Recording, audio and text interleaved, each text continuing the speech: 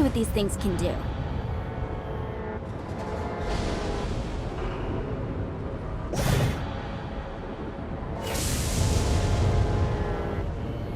This is gonna be bad for my OCD.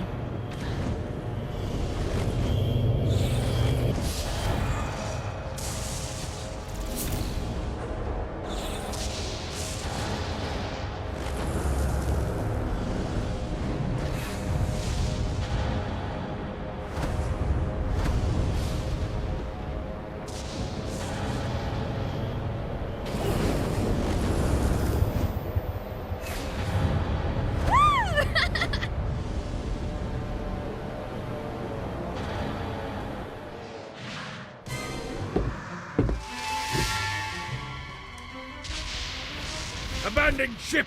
We've been boarded!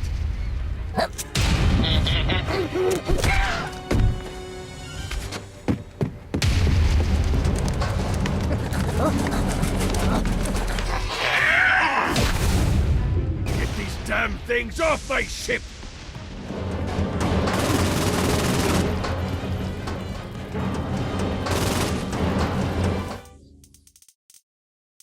Get off of me! You really didn't have a chance.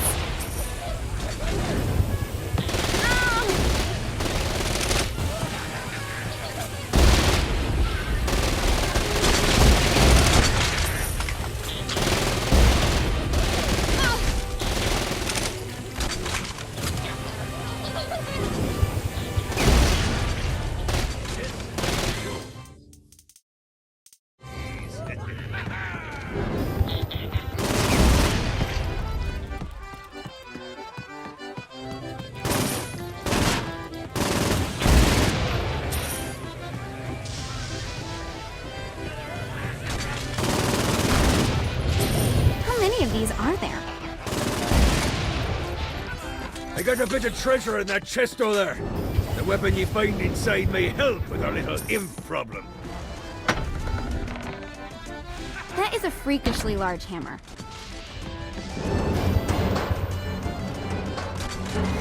Should have said teacup. What the?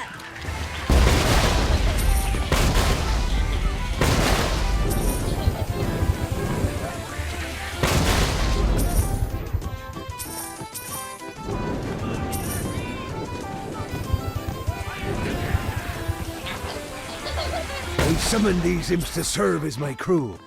I forgot what a handful they could be. Once aboard, they wouldn't listen to their captain. They ran amok in the bowels of the ship.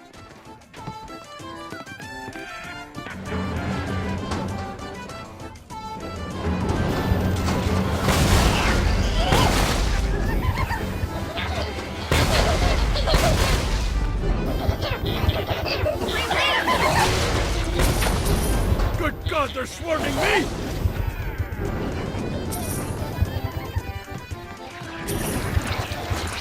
You painted this murder thing. Nice boat. This isn't a boat. It's the Queen Anne's Revenge. Isn't that just a fancy name for a boat? Names are important, my dear. You can't build a legacy without a name. Zinyak's destruction of Earth had a profound impact on the afterlife. To heaven, it was a logistical nightmare. St. Peter's meticulous nature drove purgatory wait times to unbearable levels. Meanwhile, in hell, where souls in pain were used as currency, it created a new era of prosperity for the wickedly enterprising. This economic boon resulted in the coffers of hell to be overflowing, which in turn piqued the interest of the most notorious man that sailed the seven seas. Long had Blackbeard been a thorn in Satan's side, robbing tax collectors on a semi-regular basis. But the promise of an immeasurable fortune drove him to be even bolder. An arrangement was reached. Blackbeard would provide information on strategic targets in exchange for a share of the profit. Johnny, who was interested in murder, not money, happily agreed.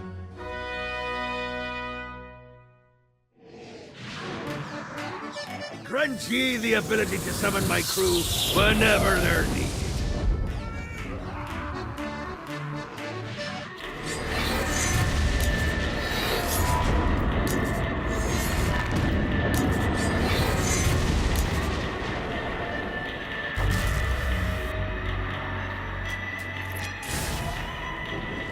I think the time might come see what to these play things can old do. Cupid for Dane and Kiki.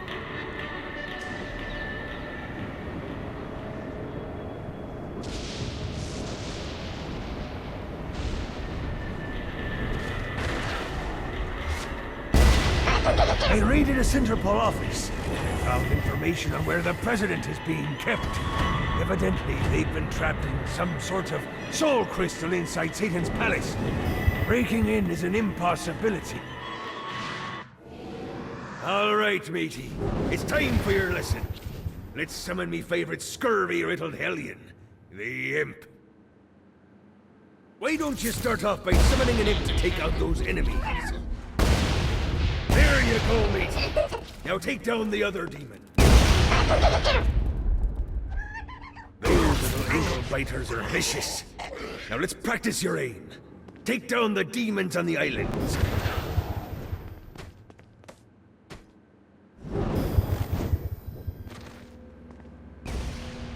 Few things are as rewarding as pressing someone into service, am I right? Now get going. There's a whole wide world waiting to be plundered.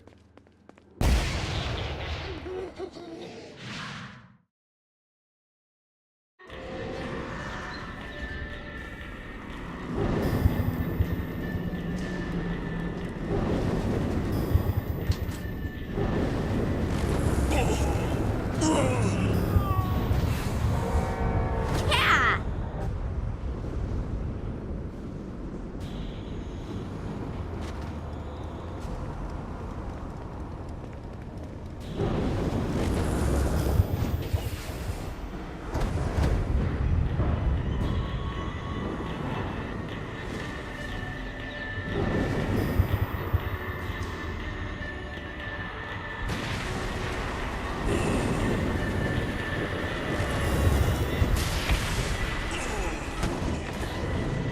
Should have said teacup.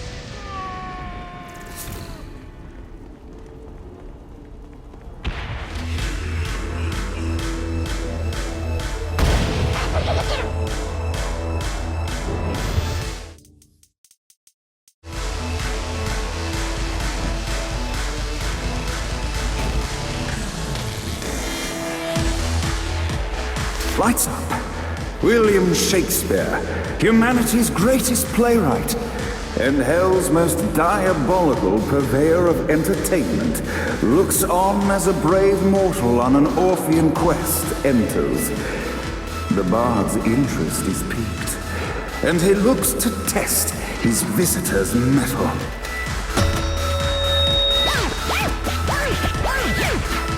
The masked tragedies were used to enemies cowering as they approached.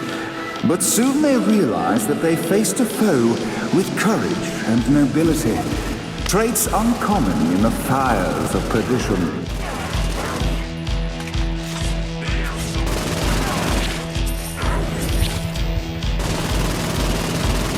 The inciting incident resolved. The time had come for rising action. The battle raged on below, and as bullets and blood flew, the bard arched a curious eyebrow. Could this mortal be the exact thing that Shakespeare needed?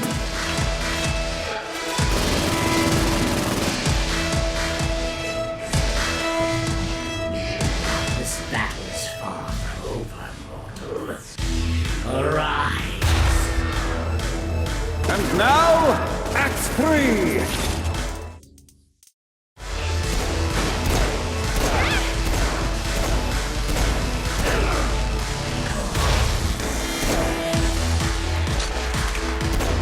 The conflict resolved, Shakespeare eagerly awaited meeting the champion that dispatched so many of his men.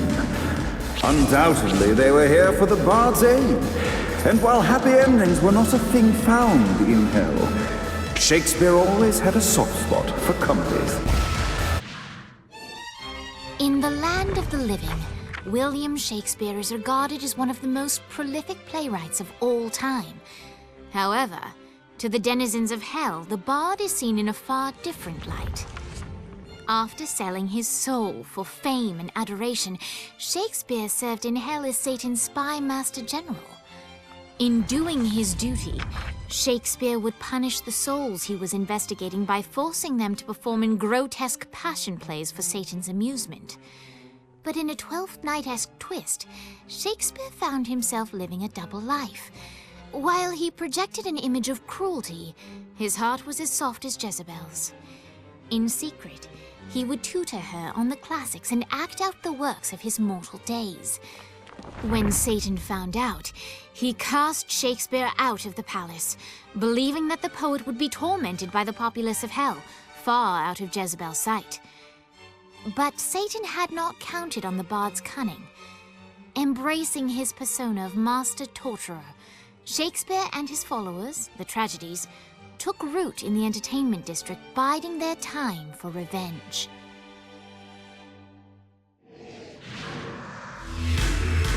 So Shakespeare called forth the Deus Ex Machina to bestow our protagonist with the arcane power of Force Stomp.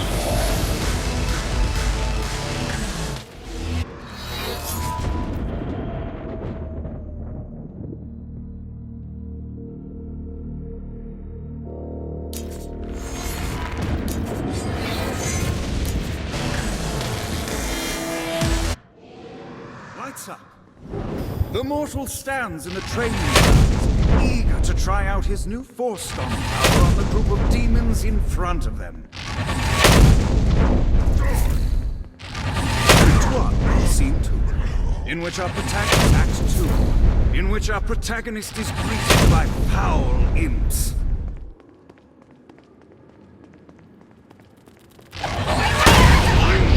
In which our protagonist learns that Force Stomp even works on flying enemies, enabling them to remove a dark instant. The day is won, and the curtain closes on our noble hero.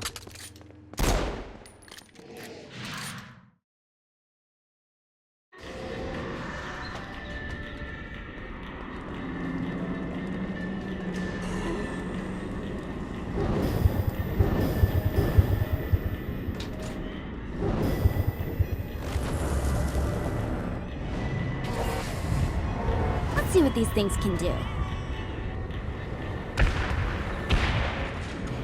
Shiny.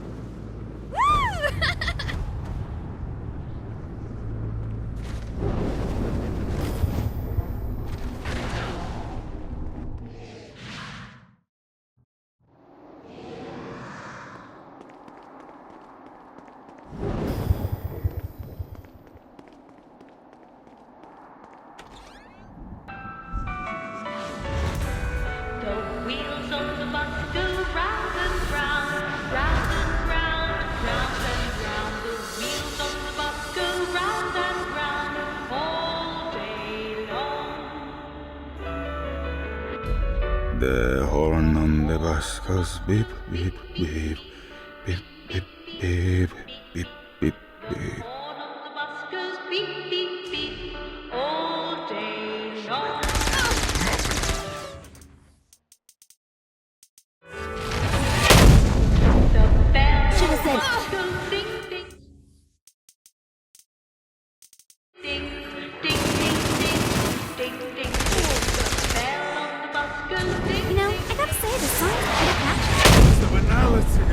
children's song not drive you mad? This isn't pop music? You're a strange woman.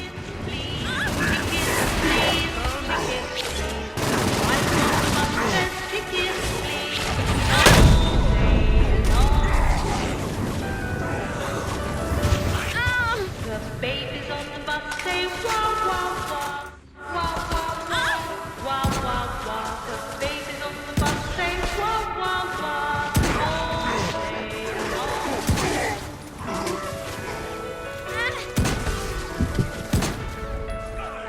Mommy's on the bus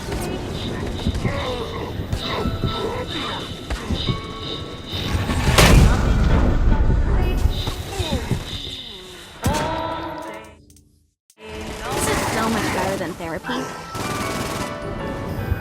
The wheels on the bus go round and round, round and round, round and round. The wheels on the bus go round and round all day long. The wheels on the bus go round and round, round and round, round and round. The wheels on the bus go round and round all day long. The horn on the bus goes beep, beep, beep, beep, beep, beep, beep, beep, beep. No pity for the bus goes beep, beep, beep, all day long. The bell on the bus goes ding, ding, ding, ding, ding, ding, ding, ding, ding. The bell on the bus goes ding, ding, ding. Come, let us return to my castle, so we may plot our next steps in proper surrounds. Johnny led Vlad back to his castle, which since his incarceration became a haven for frat parties and squatters. But the systematic impaling of trespassers would have to wait. Vlad was a man of his word, and was eager to provide intel that could aid in hobbling Satan's armies.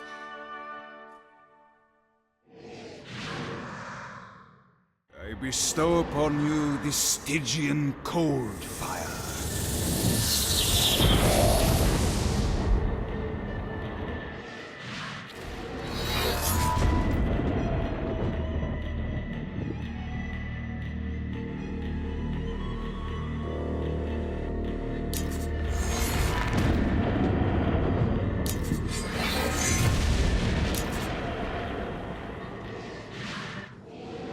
I brought you to this inferno to teach you about the power I have granted you.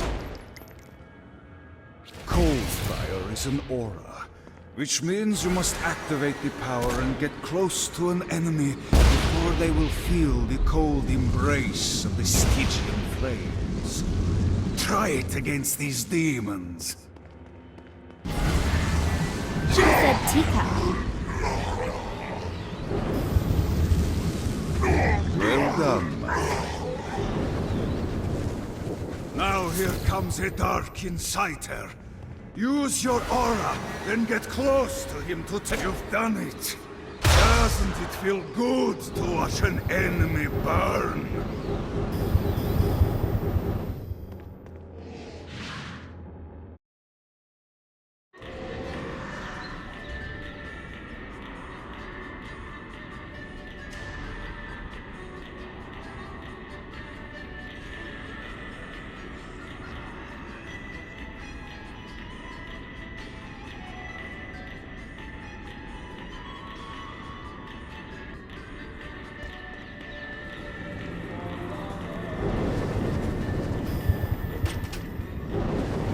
I wonder what Kiki's up to.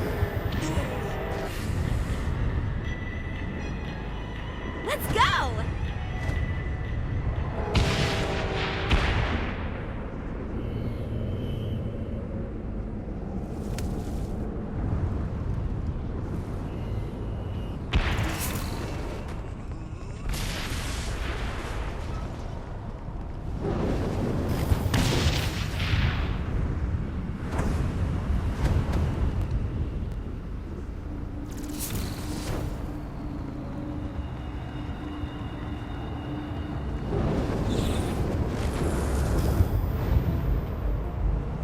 Come on!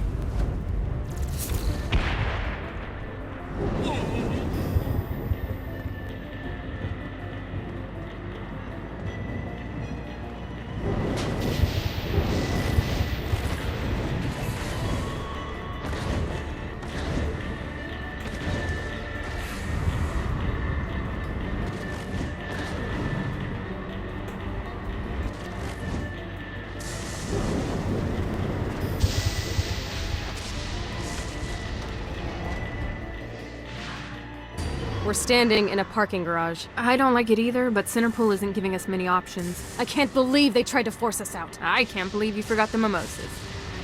I think we have bigger problems. I don't think you realize how much I love mimosas. Viola, thank God you're okay.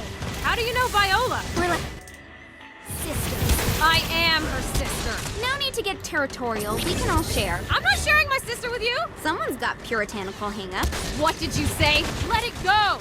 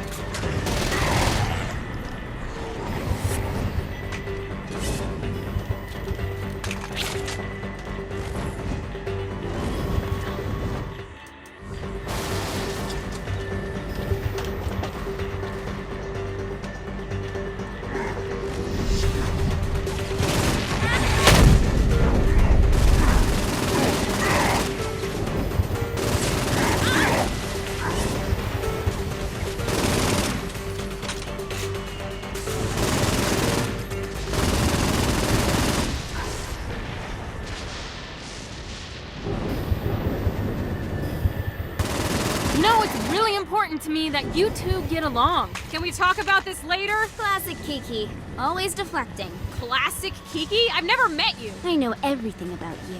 She grows on you. I promise. Great.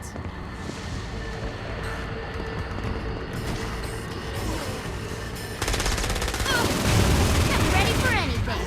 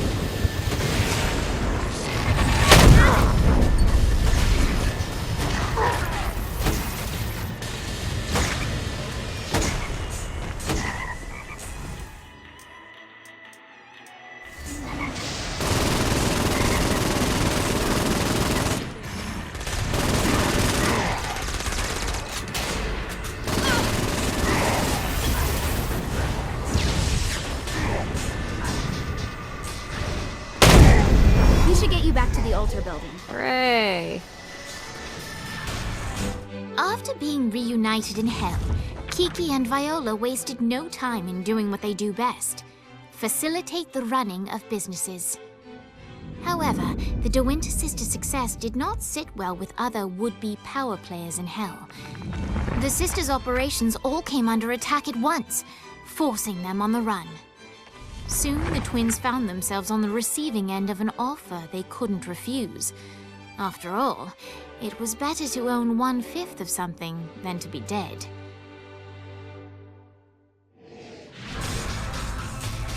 You helped us. Now let us help you. Here's a little something made popular by another group of sisters, the Gorgons.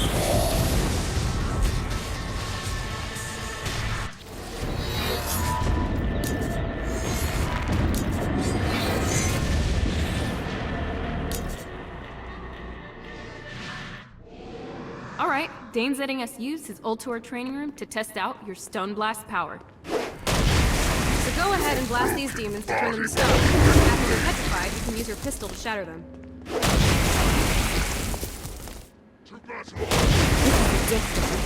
Nice! Stone Blast is especially useful on flying demons like this. Alright, now let's see you drop a few more.